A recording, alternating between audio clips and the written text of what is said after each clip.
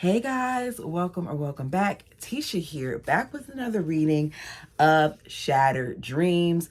The last time we read this, we left off with her moving to Mexico and having mice running up and down the wall. Let's go ahead and pick back up. We are now in chapter 10. Do me a favor and hit the like button as we begin. The next morning, Verlin decided he showed me around the ranch. We already had a hectic morning chasing a large, evil-looking rat around the house. Yo, I can't. So it went from mice to a rat. Rat around the house before Charlotte and I managed to corner and kill it by bashing it with a cast iron frying pan. I was somewhat shaken by that experience, but I would soon get used to rats and all sorts of other vermin as well. What has she gotten herself into? After breakfast, Verlin and I had only walked about the distance of a city block before we met up with Ervil's wife, Delphina. Delphina was a tall, light-skinned Mexican woman with short black hair and lively brown eyes. She appeared to be pregnant. After Verlin introduced us, she smiled and laughed as she spoke to me in Spanish. Verlin told me she said I was pretty with my beautiful honey-colored hair, and she hoped I'd be happy there. I'm going to tell y'all like this. I'm not saying that there aren't certain conditions that some people are, unfortunately forced to live in. But in this situation, these people volunteered to get this experience. Now, I'm going to show Irene some grace here because as someone else pointed out to me, she's only like, 16 or 17? I don't even think she's 17 yet. She's a teenager and she's in this cult and there's a lot of stuff that she doesn't know. So I'm going to try to keep reminding myself of that. But I'm just thinking about what that experience would be like where I left this home where I was comfortable and I was great to now being married to this man who lied to me and got me here under false pretenses because he made me think that I was going to be able to live out loud by being his wife, and has me come to this place where I'm laying on the floor, where I hear rodents crawling up and down the walls, where there's dust all over the place and all these other things. This probably was horrible for her because reading it is horrible to me. Next, Verlin led me to a ramshackle 2-room hut situated behind 3 other homes where his brothers live. My sister Lucinda lives here. She's been sick for years, but don't be afraid. She's harmless as long as she's locked up. What? What the? What in the world? She obviously must have like something mentally going on, but what? He was apparently worried he'd gone too far in downplaying the situation, so he added, the last time she was out, she went after Mother with a butcher knife.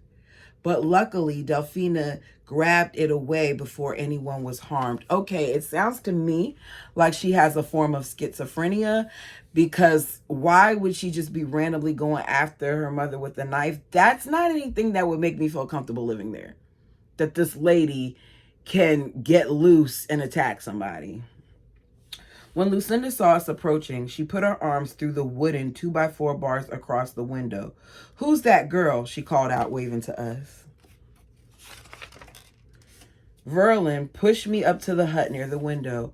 From there, I could see her sandy reddish hair going every which way as she threw her head back, laughing at nothing. Her blouse gaped open, revealing a saggy breast, and her skinny arms were deeply freckled from the sun. I noticed then that one of the rooms to which she was confined had no roof. What? I thought she was probably in her early 30s. This is my sister-in-law, Irene, Verlin said. Y'all remember, she can't be outed as his wife. So she's going through all of this, and she's not even his wife at this point. She's the sister-in-law. Lucinda was incoherent. She talked a blue streak, never finishing one sentence before trailing off into another, laughing without warning. She made no sense at all. I had never dealt with an insane person before. It scared and depressed me to see her caged like a wild animal. I turned almost immediately to leave. Yeah, the fact that they couldn't find anything better than to put her behind wooden bars and wooden in a window covered with wood and no roof, yeah, that would bother me too. I was still trying to recover from the shock while walking toward the house when a tall, lanky, sandy-haired man approached us. I want you to meet my brother, Alma, Verlin said.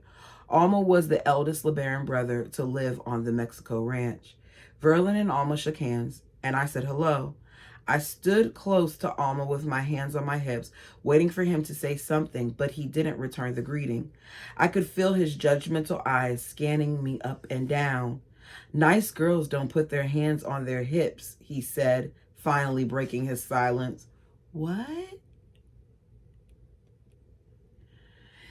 Women are expected in this thing to really be like nothing but breeders. What does her putting her hand on her hip have to do with her being nice or not? I hope Irene gives them a run for their money, because Irene's spunky and I like her. Then he turned and sauntered off down the path. Verlin just shook his head, smiling at me apologetically. How come I've never heard of him before?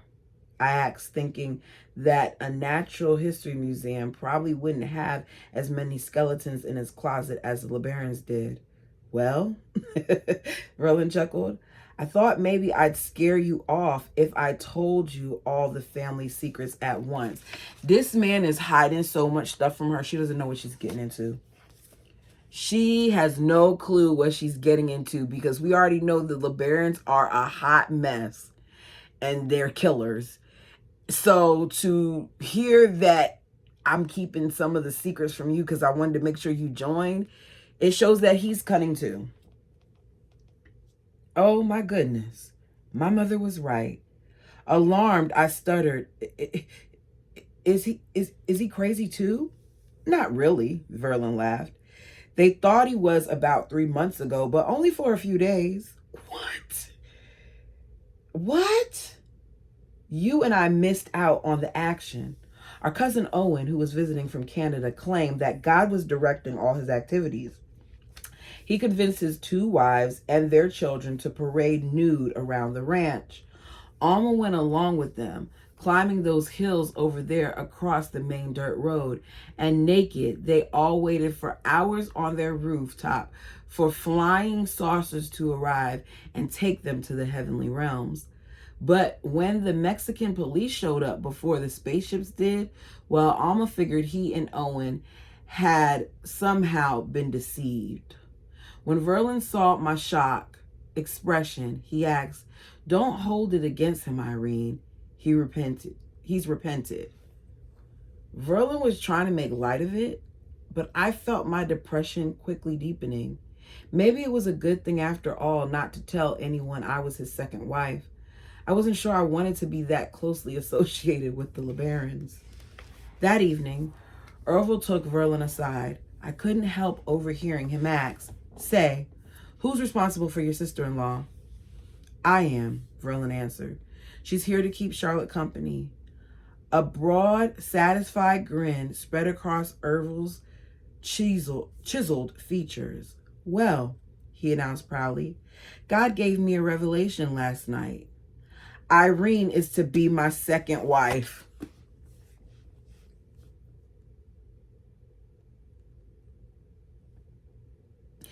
She's married to him.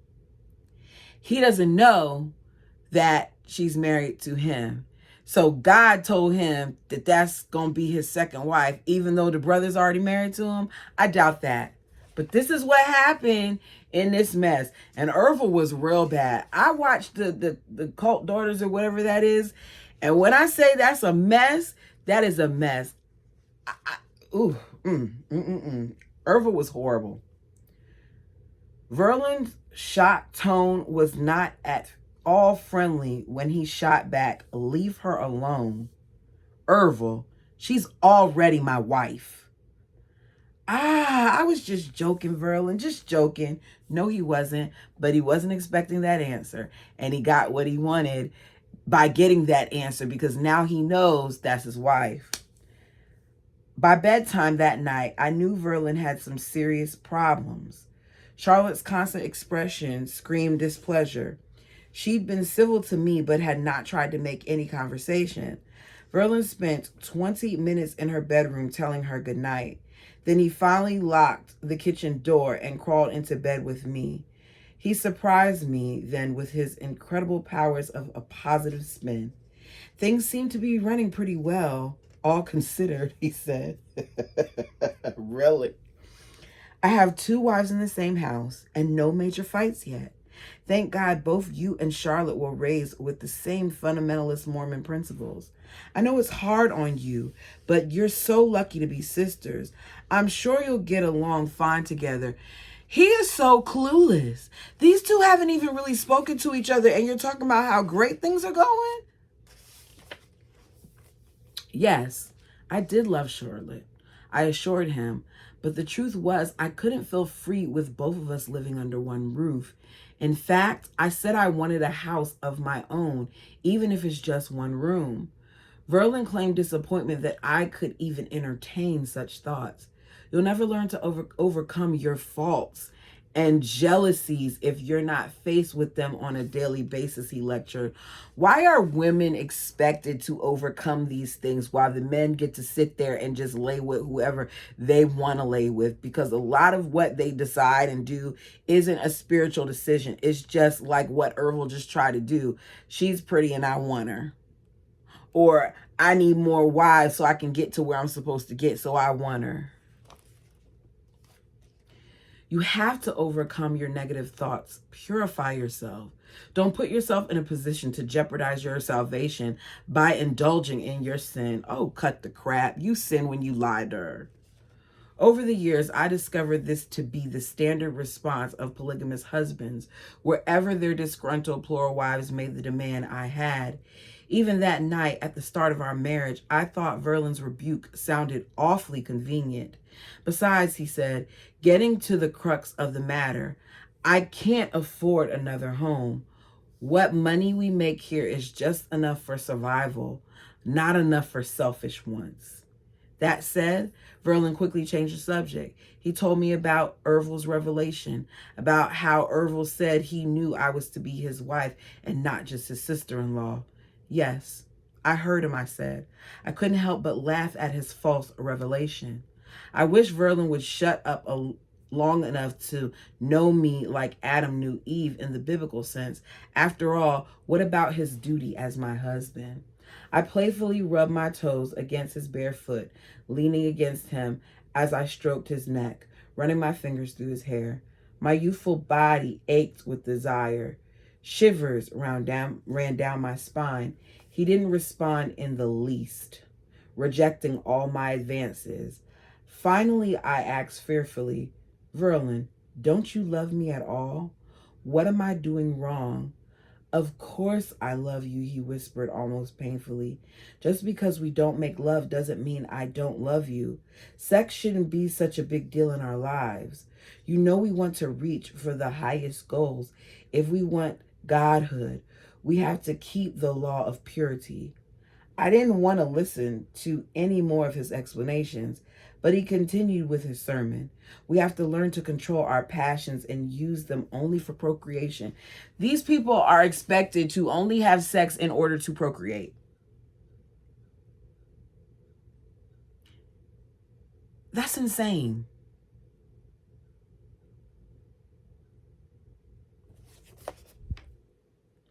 We've already done it twice in the last few weeks. Let's not overdo a sacred thing. I believe that there. I turned my back to him, hoping to block his painful words.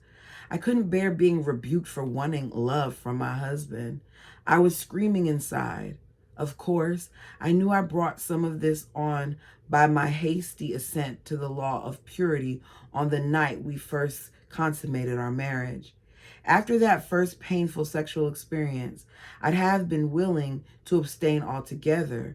Surely, The devil led the world astray with such a disgusting activity. I couldn't imagine why God would allow it except when absolutely necessary for procreation. At the time I agreed, I thought it would be easy for me to keep my vow. They don't even like, it's so much stuff that they're not taught when it comes to their sexuality, and they go into this thing blindly, and they learn about themselves over time, if they can learn anything at all, because a man has told them everything that they're supposed to do with their bodies when they don't even know what a woman's experience is. I don't like it.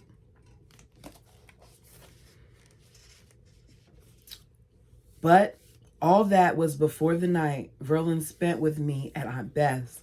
I'd never known such ecstasy before that. I felt like I ascended through the glory after glory until I'd finally been thrown into the seventh heaven. Why would God have invented something so wonderful and then put such harsh restrictions on it? It didn't seem fair. I fell to think about my mother. How had she lived so many years without any physical love? As sorry as Horace was, I repented that I had begrudged her love of that man. I wouldn't repent for that because he was abusing your mother. I wouldn't, not at all. I'm just saying. Why hadn't I listened to her wisdom, her warnings to me? Why hadn't it ever occurred to me that God might have been speaking to me through her and Richard and even my father, rather than through Aunt Rhea and Donna and Uncle Rulon, that God might have been telling me to shun my childhood indoctrination into polygamy and accept his good gift of Glenn? The fifth commandment says to honor thy father and thy mother, that thy days may be long upon the earth. I hadn't listened to my mother or father, so I guess I had all this coming to me. Now, perhaps God would do me the favor of shortening my days upon the earth. Dang. These are the thoughts of a teenager. She's having all these thoughts as a teen. It's sad. There in the dark, with Verlin snoring in one ear and the patter of tiny feet in the other, I knew I wandered into dangerous thought territory. To get back to tolerable mindset, I told myself Verlin was simply a man who loved God more than I did. I could honestly respect him for that. At least he wasn't lustful like other men. Not about certain things, anyway. His desire was to obtain at least 7 wives, a quorum, he called it. He believed that would secure his eternal godhood. Meanwhile, I was to be patient and obedient. After all, we had an eternity to work out our problems as husband and wife. We'd been commanded by God to multiply and replenish the earth so we could enlarge our heavenly glory. I would therefore have to be long-suffering. Still, we had to have sex in order to have all those children, didn't we? I often lay sleepless with Verlin softly snoring beside me, wondering if the problem was really me. Was something wrong with me? Did he find me offensive in some way? I knew I wasn't a beauty, but then no one had ever said I was ugly either. Many men already wanted me at 16. In fact, compared to other girls my age, I've been led to believe I was fairly pretty. I think she was pretty. I had golden blonde hair down past my shoulders with thick braids. I sometimes wore it parted in the center with a wave on each side. I was 5'6" with blue eyes, and I wasn't overweight. My major shortcoming was never being serious. Life might be hard, but I had to unbend sometimes or I'd become an old prune. I was prone to find humor, even in tragedy. That was her way of survival. I vowed to quit being so terrible so Verlin would love me. More than anything now, I wanted to become his favorite wife. Chapter 11. The following afternoon, Verlin and I headed for what he called the cheese house, where we found Ervil working hard. Ever since Verlin told me they made cheese on their ranch, I've been anxious to learn how to do it, but I was not prepared excuse me, for what I saw. The right sleeve of Ervil's dirty gray shirt was rolled all the way up to his armpit. I watched with fascination as the dark hairs on his long arms switched through the milk while he gently stirred round and round, explaining how simple it was to make cheese. It's sure nice to have you guys here, he said after a while. I was too busy looking around the incredibly filthy room to listen to what he was saying. Torn wire screens over the window frames kept more flies in than out.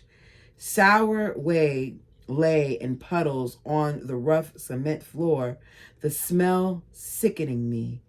Grimy and fly-speckled stained cloths, stiff with dry sour milk, lay on the table. Y'all, she is giving us a picture here. The description of this alone is making me want to gag.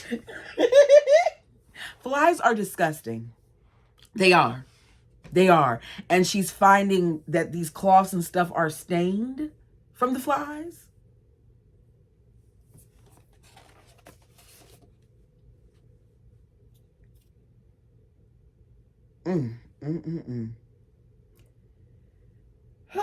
Goodness. It's sure nice to have you guys here, he said after a while. I was too busy looking around the incredibly filthy room to listen to what he was saying. Oh, I read that part. Ooh. Okay.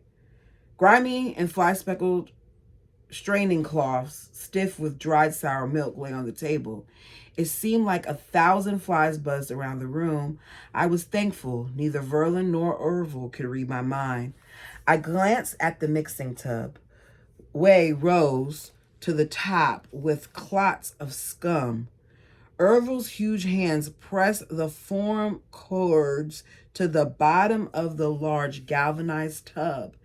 Then, with a small tin saucepan, he dipped the yellow whey from the top and dumped it into the 5-gallon buckets. He stirred the cheese continually as he spoke, finally turning the tub on its side. He poured the remaining whey into a leaky bucket. Give me the salt there in the window, he ordered. I grabbed the rusted Crisco can off the windowsill. The salt was coarse and dirty with dust that had blown in. There were also several mice turds in it. In the salt?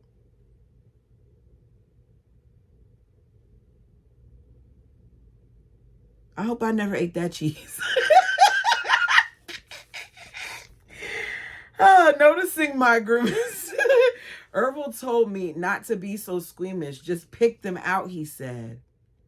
I handed the can to Ervil instead. After dumping the top part of the dirty salt into the bucket, he salted the cheese. Then he and Verlin relaxed on the wooden table, snacking on some of the fresh curds.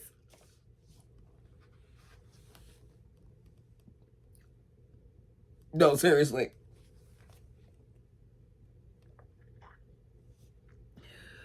Whew, y'all, this is messing me up.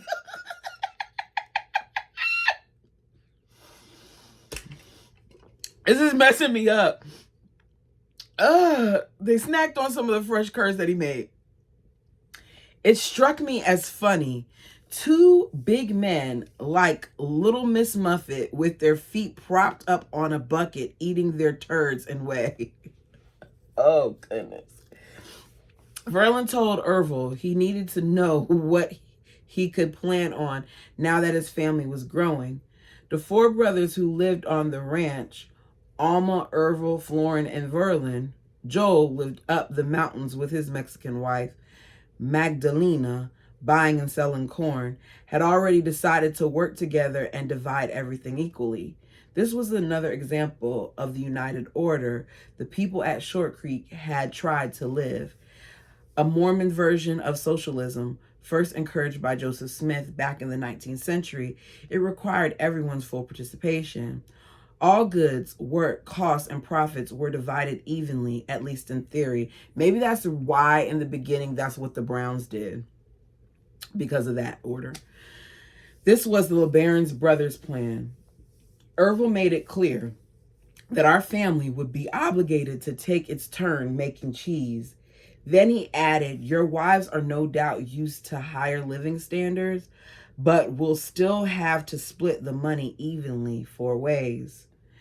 Ervil put cheesecloth down in the homemade metal press and dumped in the curds. Way ran over onto the sticky floor. Looking at me as though his instruction was for me alone, he said, every cheese that turns out good will bring in 100 pesos or more. That's anywhere from $8 to $10. You need to make sure the milk buckets and the tubs are washed in soapy water. They must be scalded every time they're used. If they're not kept clean, the cheese may go sour. You talking about making sure the buckets are clean after you just told me that you had poop and all that stuff in the salt and all that stuff. I think the least thing you need to worry about is clean buckets. From what I'd seen, all the cheese must go sour. Right. He went right on. The ones that do go sour are the ones our families will be allowed to eat. What? We'll divide the imperfect ones among us equally. Verlin instructed me to clean the place up while both men left to attend other chores. So I began my new job. I scrubbed the stale way from the cement floor with an old broken broom. I hauled in heavy buckets of fresh water from the well. Then I washed and scalded all the equipment. I turned the clean tub upside down and hid the salt can so it wouldn't be dusty or cracked in the next day. I took the stiff strainer cloths back to the house where I could wash them out well for future use. The cheese house took on a new look. I was proud of my small accomplishment. When the men returned and saw the results of my labor, they immediately delegated me chief cheesemaker. It was a job I learned to appreciate. I felt useful here, and it kept me from being bored beyond what I could bear.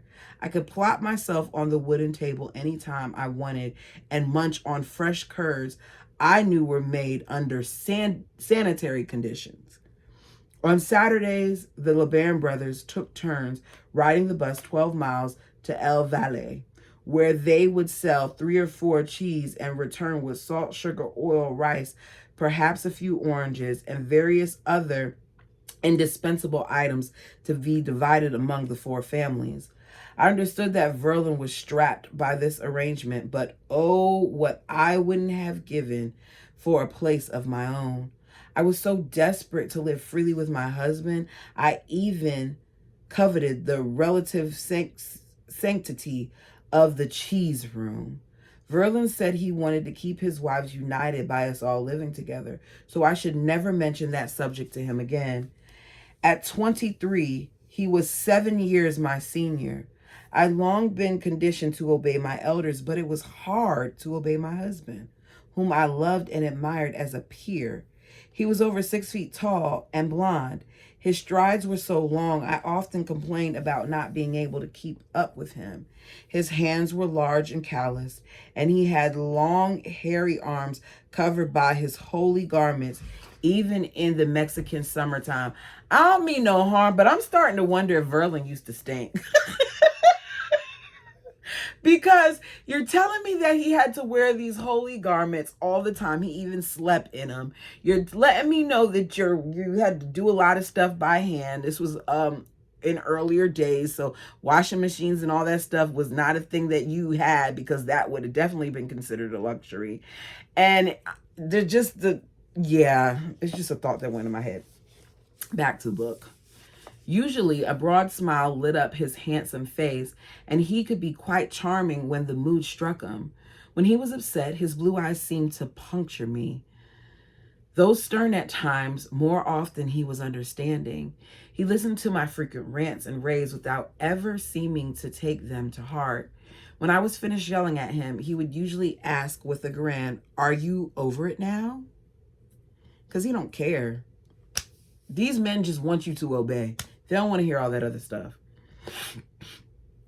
Verlin loved to work. Most mornings, he'd get up at 6 a.m., rain or shine, and he kept busy all day long trying to accomplish as much as he possibly could before having to go to bed. Soon I learned he was also a strict disciplinarian, demanding that various houses he owned throughout the years be kept clean both inside and out. Even after his wives thought they got everything spotless, Verlin could always find one little thing that wasn't quite right, and he demanded we take care of it immediately. Aside from that idiosyncrasy, he was fairly easygoing. He loved my jokes and tolerated my playful naughtiness as we laughed together often. 2 weeks after my arrival at the ranch, I was in my bedroom alone. It was Charlotte's turn to sleep with Verlin. Since we had no screens on the windows, I had a sheet pulled up over my head to keep the flies from bothering me. The early morning sun shone brightly through the window frames. I drifted in and out of sleep, enjoying the cool morning breeze. Without any warning, I heard heavy footsteps below the open window directly behind my bed. Then I heard someone take such a deep breath that the sheet seemed to billow up and down with its inhale and exhale. I froze in panic. Was it one of those terrible bandidos my mother warned me about? Bandos? Bandidos. The heavy breathing grew even closer and louder. My mind tore through the possibilities. Surely any moment now a dagger would be thrust through my heart. Or perhaps I'd be raped right here in my own bed. I was so paralyzed I couldn't even scream. Why did Verlin have to be sleeping with Charlotte when I needed him here protecting me? Even if I could scream, Verlin and Charlotte wouldn't be able to save me in time. More heavy footsteps. The breathing grew even louder. I simply had to do something or die trying. It took all my courage to throw back the sheet and whirl around to face my predator in the window. There he was, a shaggy gray burro. With his head now hanging over my bed, he snorted and brayed loudly right in my face. Hee-haw, hee-haw, hee-haw. That's what it says. I flung myself out of the bed, pulling the tangled sheet along behind me, and ran into the kitchen, screaming with horror. As soon as he heard my cries, Verlin came flying out of Charlotte's room, ready for battle. But when he realized what had happened, he started laughing uncontrollably. I felt so foolish. It was just an old donkey, but I was the one who felt like a jackass. I went out back to the outhouse. As I sat shooing flies, I realized it was my time of the month. Generally, I hated periods, but this one made me smile. Since I wasn't pregnant, I'd get to have sex again.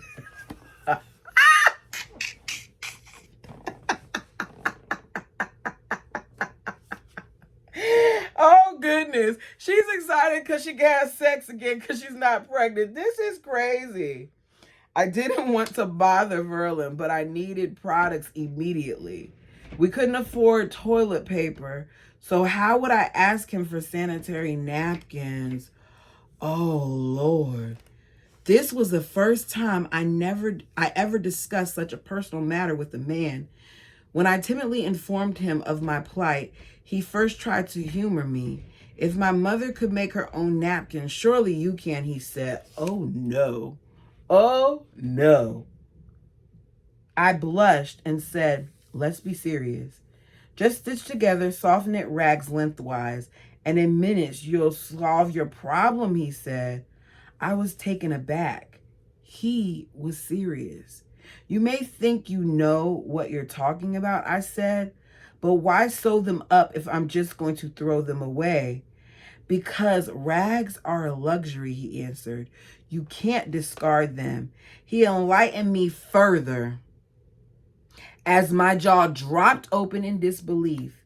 You'll have to wash them out so you can have them for the next time.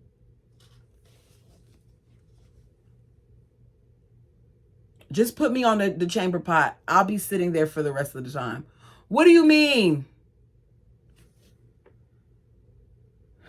Well, you know what? I can't say that because if I remember correctly, my mother used to have to wash her stuff too. Oh, this makes me want, I'm gonna ask her about it. But the thought of that,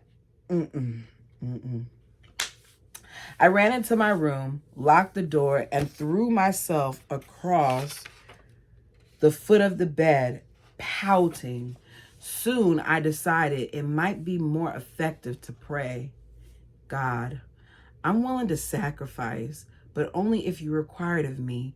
It's bad enough to be cursed with menstruation, but are you really going to make me wash my rags? I lay still, hoping God would realize this was an emergency and I needed an answer fast. My mind wandered to the Bible. I was certain this sacrifice was not mentioned in the Old Testament. These thoughts were interrupted by Verlin's rapping his knuckles on my locked door. He tried not to laugh as he said, "Honey, didn't you tell me you wanted to be a pioneer like your grandmother? This will just help you build your character." This is not the time to make jokes, Verlin. You're so immature. Don't make jokes.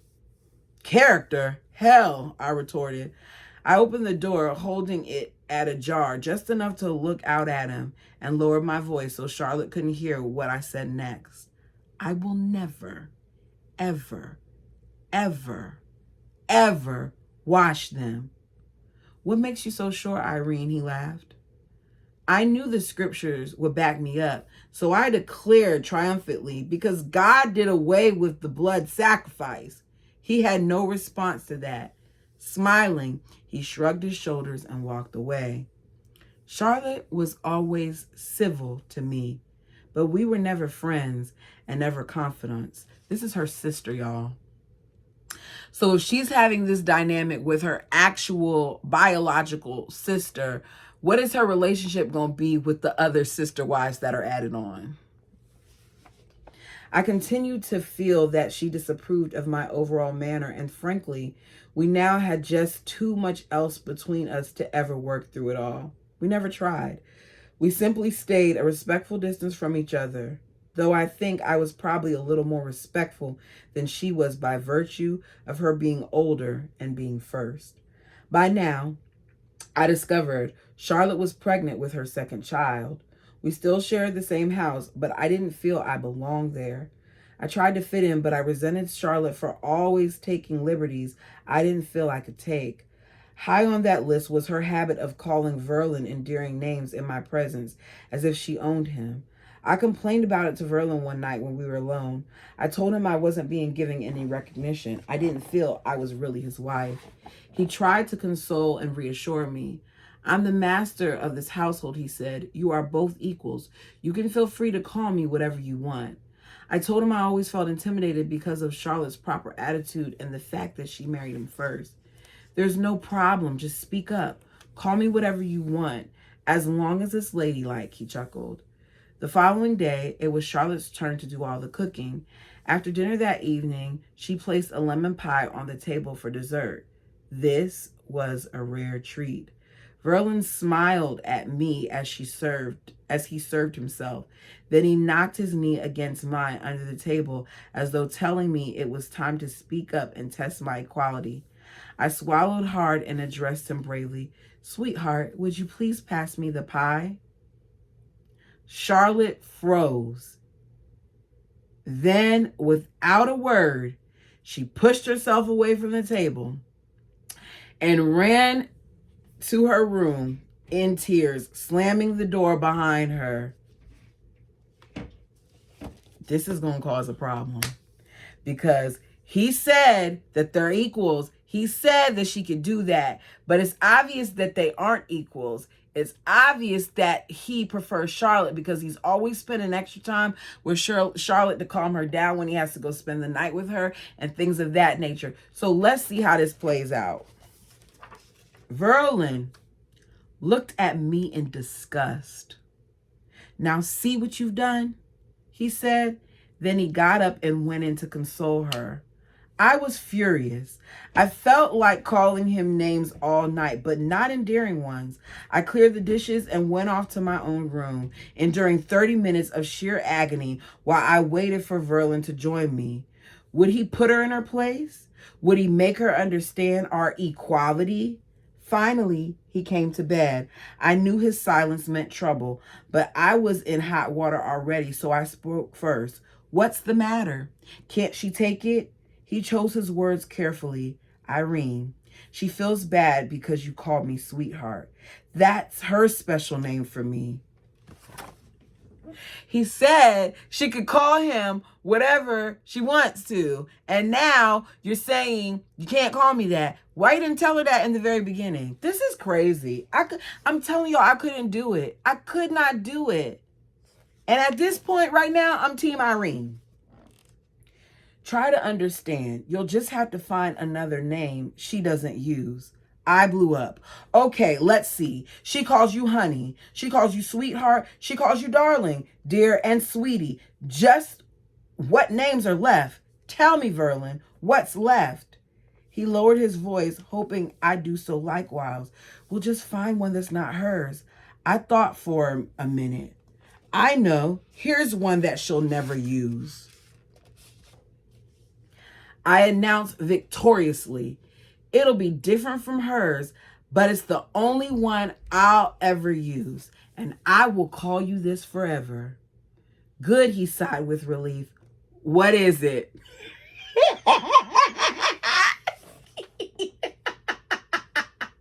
I'm laughing because it's the one that I would have used and that I was thinking, and she's gonna use it. Y'all ready? Y'all ready? Okay. It's lover. Terror crossed his face. Oh no, that's too worldly. You can't use that. Whether you like it or not, from now on, you'll always be lover to me. He shook his head in disgust, turning his back to me. He was soon fast asleep. I lay in the dark seething, all my thoughts bitter as resentment swept over me. Whose side was he on? Did I have a husband who wouldn't defend me? I realized then he could never treat us as equals. I'd respected it all along. I really was. I suspected it, all along. I really was second fiddle. And that's how we're ending it. This book is good. And I love her. I love how she is like, look, I'm going to do what I got to do, but I'm going to give you a hard time doing it. Man. I was going to say, no, I need to go ahead and just end it here because that will drag it out. All right, y'all, that's it. I'm going to end it there like I said. Don't worry. I'll be back on Thursday with more. Until next time.